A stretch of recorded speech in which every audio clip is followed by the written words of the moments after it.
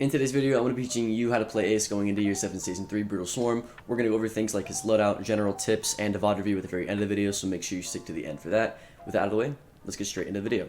So like I said, we're going to go over his loadout first. He has the AK-12, the M1014 shotgun, and the P9. So the AK-12 is probably the best gun in the entire game. It has 45 damage, 850 fire rate with 30 bullets, and the recoil is very little to none at all. Definitely recommend you play this over the shotgun. Zero question there at all. I'm not even going to go over the shotgun specs. And then he has the P9, which is 45 damage and 16 bullets with little to no recoil as well. So overall, S tier loadout for sure. I mean, his loadout is amazing. And then he also has breach charges or claymores. I always recommend you run breach charges unless you have no nomad and you know you're going to get ran out on, like maps like Oregon.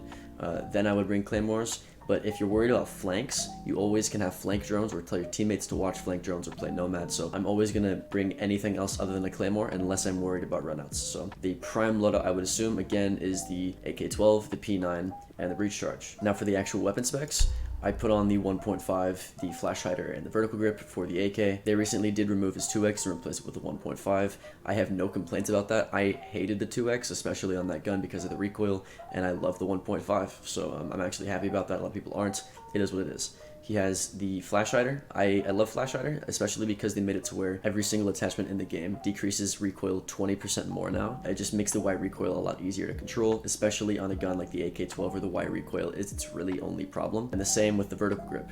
Angled grip did get nerfed, so running vertical grip on anything that has recoil just makes sense. Paired with the flash hider, this thing has little to no recoil, especially with the less zoomed in scope. That is the prime loadout that I would assume for this gun. And then the P9, muzzle brake always, because it's a pistol, it's a single shot weapon. You always want muzzle brake on DMRs or single shot weapons in general. Laser on my pistol as well. You always should have laser on your secondaries because the only reason you would use your secondary is because your primary is out of ammo, right? And if your primary is out of ammo, that means you've been shooting it and they already know where you are. So if you're not running a laser because you're afraid they're going to see you, but they already know where you are, just run the laser anyways. It just makes sense.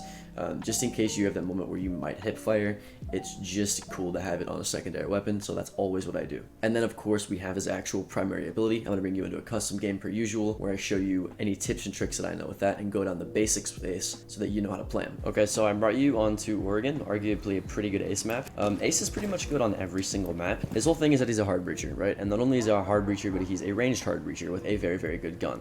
That is his entire appeal. He has a very versatile kit that is great for solo queuing, and that's what people play him. Now, in the higher elo and in competitive play, he doesn't get played as much because he does all of the hard breachers' jobs, but worse to a sense. His versatility is the only thing that's really keeping him alive. That being said, Ace is a hard breacher, right? You put his gadget on surfaces, and the surfaces explode. If I can get on this fan, I can show you. There we go. So a good example is just right here. I put it on, and it sends out one initial explosive, it'll drop down another one, and once the first explosive explodes, it'll explode a second time. So let me show you right here. That's the first explosive, and that's the second explosive. Now, if I were to shoot either of them as they were active, it would actually destroy it and only breach once if I shot the second one, or it would kill both of them if I shot both of the parts. So you can actually shoot these Ace charges off. They are also susceptible to Wamai and Jaeger, so if they get in the range of a Wamai magnet or a Jaeger ADS, they will be destroyed. So that's a pretty cool thing about Ace as well. But his whole appeal, right, is that he's a ranged hard breacher as well, right? So his gadget is like maybe half a foot long. And if we consider Hibana's gadget, which spreads out to like 3 feet by 2 feet, it's a lot easier to fit into tight doorways like this to be able to breach walls than having to play Hibana and stand right next to it to be able to do it from here, right? Just because of how tight the two doorways are. From this angle, sure, you could easily Hibana this open with a ranged hard breach, but from here, where you have to really tightly fit Ace charges, you can't really do it with Hibana. So that's one appeal, is he's a ranged hard breacher, but his gadget's a lot smaller. You can fit it through smaller places, right? But let's go over everything else. The biggest hard breach goes to Thermite. The most versatile hard breach goes to Hibana, right? The best range hard breach goes to Hibana as well. The uncounterable hard breach goes to Maverick. So what is Ace's thing? It's just a shittier mix of everything, but he's good in certain situations, and this certain wall right here is one of those situations. Also, he has a great gun, like I said earlier. That's really his only appeal for solo queue, but like I said, that's what his gadget does. Now, for this specific site, you don't even have to get on the balcony, right? You don't even have to get on this balcony. You can stand outside, and I remember seeing a TikTok of somebody actually making a lineup for the wall and throw it out here. Obviously, I have no idea how to do it, but that's how cool and small his gadget is for being able to destroy as much as it destroys, right? It does kind of suck that it's this small, though. Like, it's a whole 3x2 Habana pellet hole, and sometimes you have to vault through it if you don't breach it low enough, as opposed to Thermite getting this entire wall, right? So that's really the only drawback, but he's extremely fun and extremely versatile. Anyways, now that you know why you play Ace in a certain role that he does, I'm going to give you some tips for him.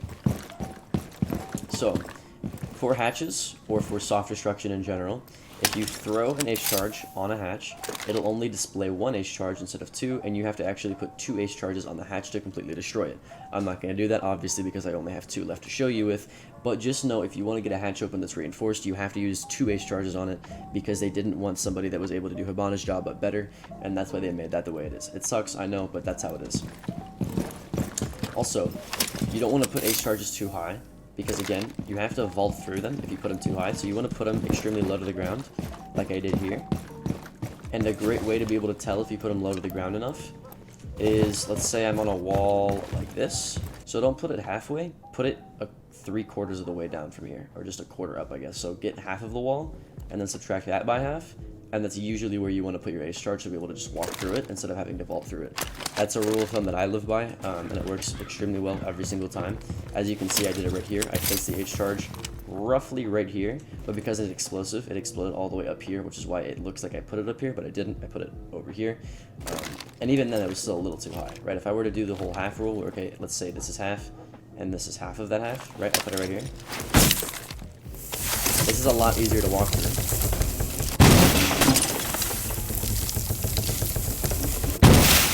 Right, that's almost ground level, but it's enough to where even if it's a reinforced wall, you can still walk through it, right?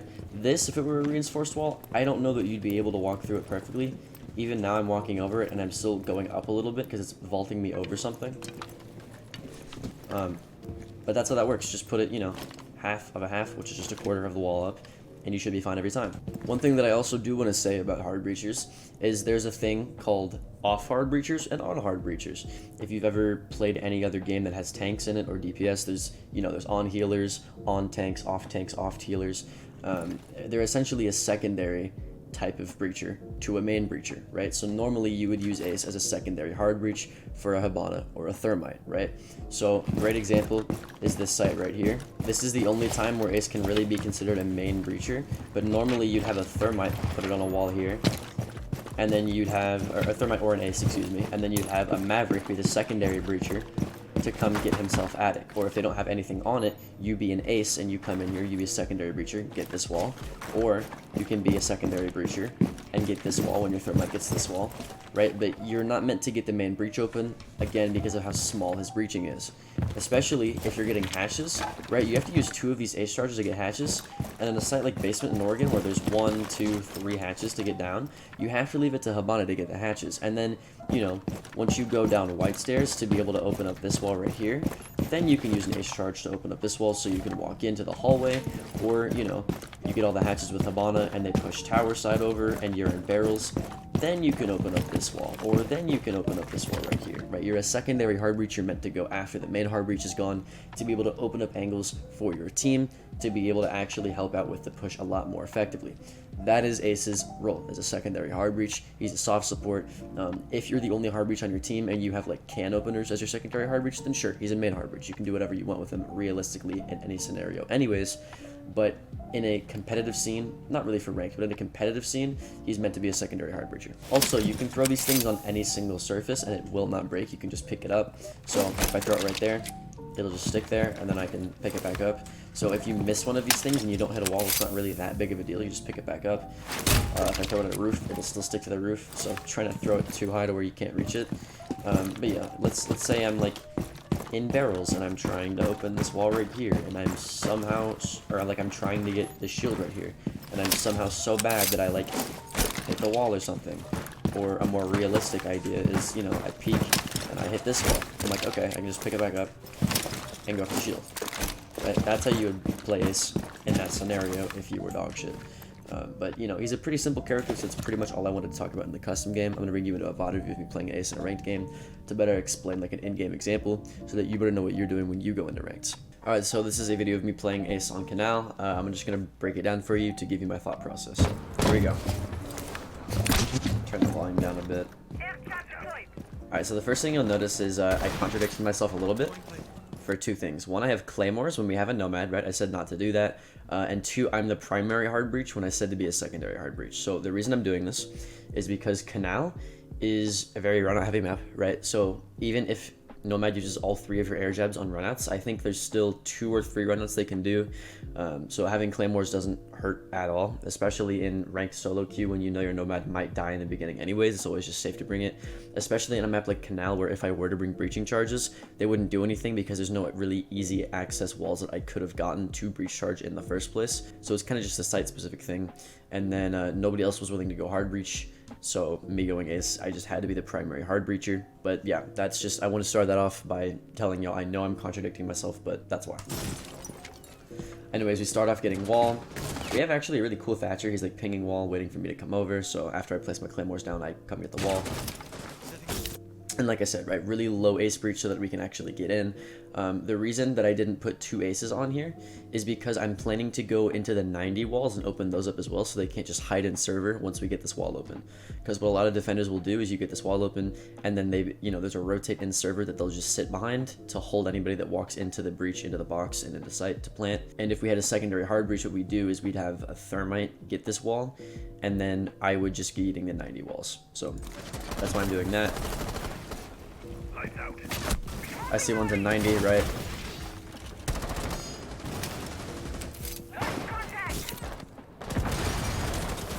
I miss all possible shots.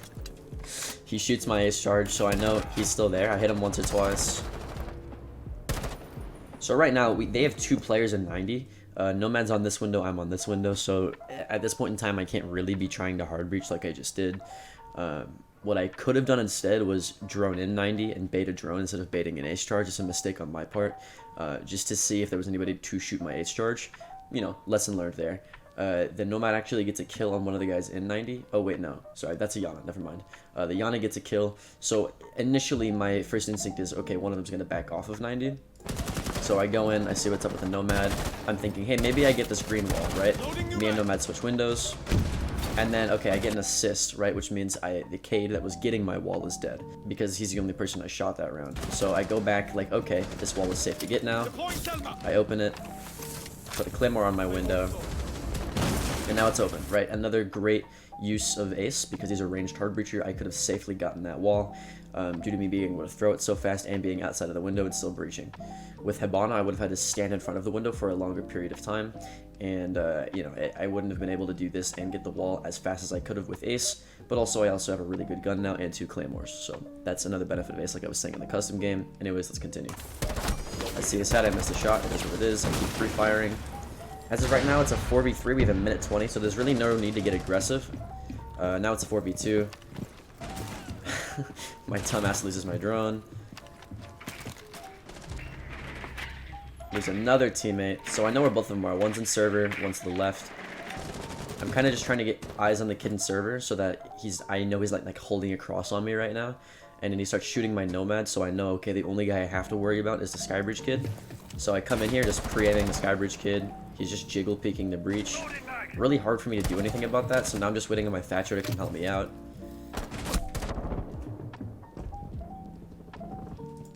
At this point, you can't see it right here, but there's a guy on the breach just waiting for me to walk in. That's not an angle I knew he could get, so now I know. Learning lesson for me. But I'm trying to walk into here because walking into the breach is not going to do me any good. And I thought I had a Nomad covering my breach, so I thought I could walk in here, but I couldn't. And then I end up getting downed, and then 30 seconds later, I get rezzed. Yeah, Thatcher revives me here. And now, okay, 3v1, right? He's staturing the bandit so I can walk in because I have 20 HP. He has bomb, we have people on the windows. I know the last guy is inside of Skybridge because the guy that just downed me impacted himself on the wall trying to kill me. So, you know, 3v1, what I need to be doing right now is letting our Thatcher get the bomb down, and the way that I do that is by baiting myself and giving suppressive fire, right? I'm 20 HP, so baiting myself and dying is not going to do much anyways. So, you know, I go in and I'm just going to pre-fire Skybridge. and luckily I get the kill me win the round. So, you know, great example of using ace charges to apply pressure to site. Ranged hard breach as well, I use that as an example. I got the wall open, I used my claymores, but overall, like, as you can see, I changed my playstyle throughout that round so much. Like, at first I was a main hard breacher. Once that ended, I let our Thatcher be the prime source of, you know, pressure making for that breach, and then I went and did a secondary breach with my ace charge. After that, I was just trying to get myself inside of the building, which it's canal, so it's kind of hard to do that, to be able to help my nomad out and, you know, to take space for our Thatcher to be able to plant. Didn't work out as well. Luckily, the guy killed himself, and then I got a free kill in the side. So, you know, great example of using the ranged hard breach, and great example of the playstyle versatility that comes with playing ace. But that's pretty much it for the VOD review section. Not really, I could have really talked about. It was a really shitty clip. But with that out of the way, like the video if you liked it. My name's Alka. Don't forget to sub to the channel down below. I'm almost monetized. Pretty fucking sick. And yeah, that's it for the video. See y'all next time.